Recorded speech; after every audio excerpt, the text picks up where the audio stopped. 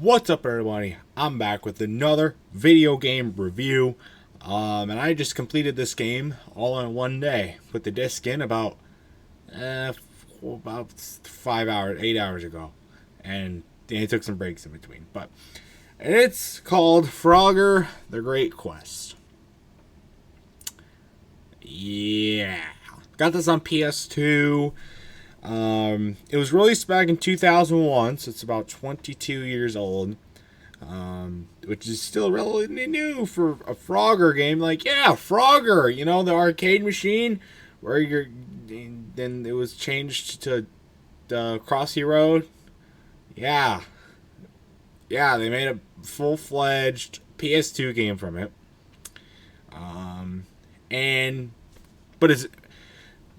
But I will say, nothing like that at all. Nothing like that at all. Nope. The only similarities are the name, and that's it. That's all that's the same. Yeah, like I said, I completed it within a day. It's a very short game.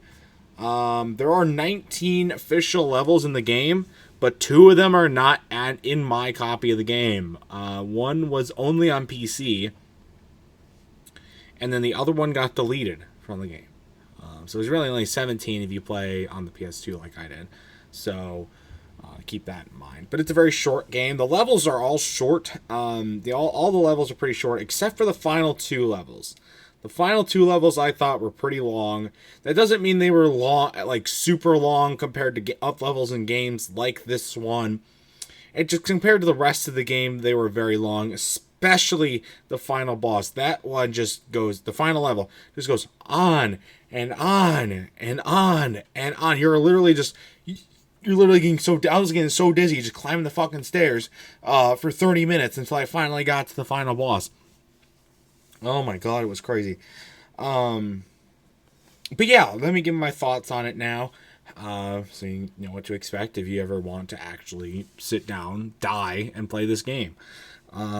First off, if you're looking for any help, you're not going to get any unless you look it up on a walkthrough or you know how to read an instruction manual well, because you get zero, and I repeat, zero help on what to do. There's no tutorial. There are very, very, very, very subtle hints at where to go and what to do, though it's really not that helpful at all. Now, is it? Some of them make no sense, and they don't even contribute to how the game goes. But yeah, I had to consult a walkthrough for every single level except the first level. The first level is extremely simple. The rest of them I had to consult a walkthrough in some form or another. And I usually don't have to do that. So that just shows how this game is. And this is another thing the camera, oh my god. Let's talk about the graphics and the camera angle for a second. So the camera angle is on a axis. It's on like a track, and it's following as it goes through the game. It's not centered around Frogger himself. No. It's on like I said, it's on a track. It's on its own separate path.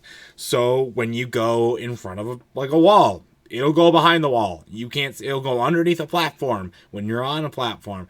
It will literally sometimes, when you make too abrupt of a movement, will just invert itself and start, instead of facing behind Frogger, will be facing in front of him. Sometimes it'll just completely spaz out. The screen turned blue one time because I walked near a blue object. And then the camera just fucking fucks up, and I'm done. Died. The camera angle in this game is completely horrible. Crash Bandicoot, okay, has the problem of depth perception. This game has the problem of bad angles and bad depth perception. Okay, so it's like a double whammy in this scenario. It is awful. It makes the game extremely hard to get out behind, extremely hard to play. On top of not knowing what the hell you're supposed to do, on top of other things that I'm going to talk about here in a minute, it just makes it completely unplayable. But if you do die, this was probably the best element of the game. If you do die, does not matter at all. You might go back to the start of the level, but any enemies that you killed, any bosses that you did, anything you unlocked, like any doors you unlocked, they stay unlocked, they stay done. Nothing new. You save all your progress, and if you have to go back to the beginning of the level, it takes you like 2 seconds to get back, especially with no enemies in your way. That was great, especially with the bosses. You're going to love that.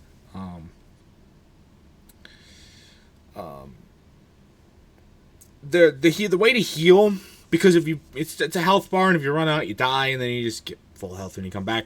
You can heal. I mean, there are little bugs that he can eat. Because the frog, they don't really heal you that much. Like your health bar like this, he might heal you like that much per bug. Maybe not even that much.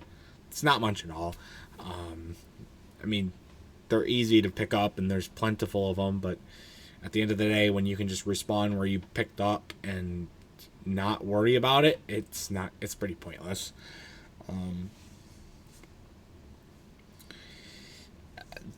The water in this game is horribly designed. And I will also point out how this game transitions from an aura of like a nature game with a frog going through a swamp to, at the end of the game, basically Shrek. This game reminded me of Shrek. The medieval castles and the guards and all this stuff, the fighting, the green, it just reminded me a lot of Shrek. It wasn't the intention of the game. I would assume so, at least. But it just really reminded me of Shrek. That kind of stuff. But it's just a very weird transition. It's a very it doesn't like drop from one to the other. Like it starts one way and gradually goes the other way. But like when you're at the end of the game, you realize I was in a swamp at the start of this. How the fuck did I end up in space, climbing up 100,000 flights of stairs? It's weird. The water's horribly designed. I pointed that out at the beginning. Yeah, not great design at all. It's not really. There are very few sound effects in the game. Most of them come from Frogger. You do get some like voices and like sounds and swings and stuff. They're very minimal though, and you can definitely tell it's spotty. And it just makes it a little like awkward, especially at the beginning of the game. There really isn't much outside of Frogger at the beginning of the game. As you get on though into more of the Shrek-esque part of the game, that's when it starts to pick up. When you go to save the game, first off, you're going to be asked if you want to save the game after every level. And you can only save the game after beating a level, by the way. And it's going to ask you want to save the game. Do that, first off. But also, if it's gonna literally pick up what day and time it is. That doesn't really strike... It strikes me surprising, seeing this game is so old. The clock is still, like, exact. When my 3DS thinks is in military time and is about 13 hours ahead of me, or behind, or whatever. It thinks it's January and we're in military time. So, yeah. But that's PS2 holding up. Great job on that. It really surprised me. It was funny because I was in the beginning of the game when you're passing people that are fishing in the town. They're throwing invisible fishing lines. That was funny. There was like a guy who was just doing this. He just like throws out and then throws out again. I'm like, the fuck, dude, you're not even throwing a fishing line. There are lots of funny puns, or not all of them are funny. I guess they're meant to be funny. Some of them are just cringe. What was Frograti,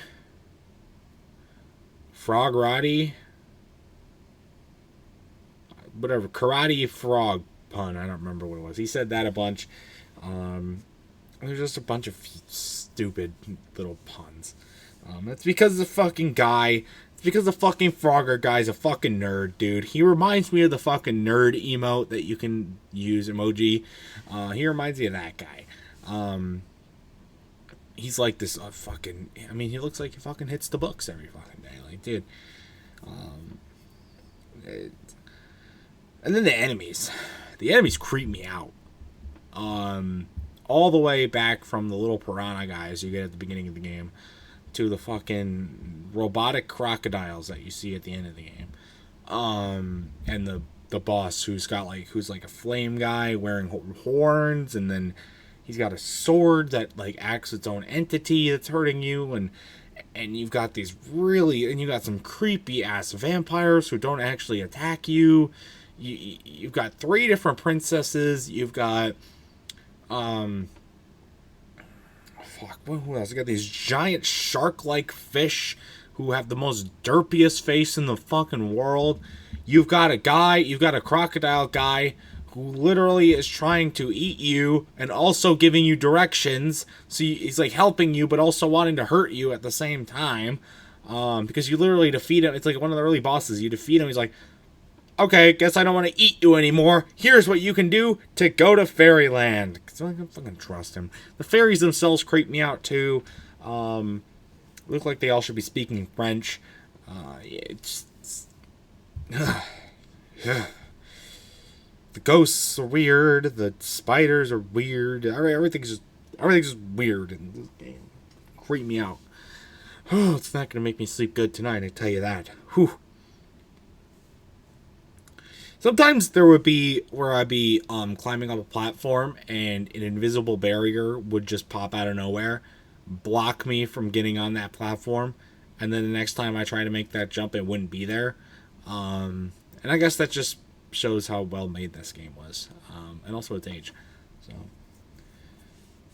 there's a lot of things. This applies early in the game when you're more in the nature-esque type before you get to the Shrek world. When they give you like rocks to platform off of, or they give you like lily pads to platform off of, but when you can just swim across, and sometimes it's faster to swim, it makes it pretty unnecessary that you have that's there. I mean, it's cool because you can get the coins. By the way, I tried to check out the shop thing. There's a frog shop, and you can buy stuff there. I don't know what the point of that was. I didn't buy anything there. I checked it out a couple times. But,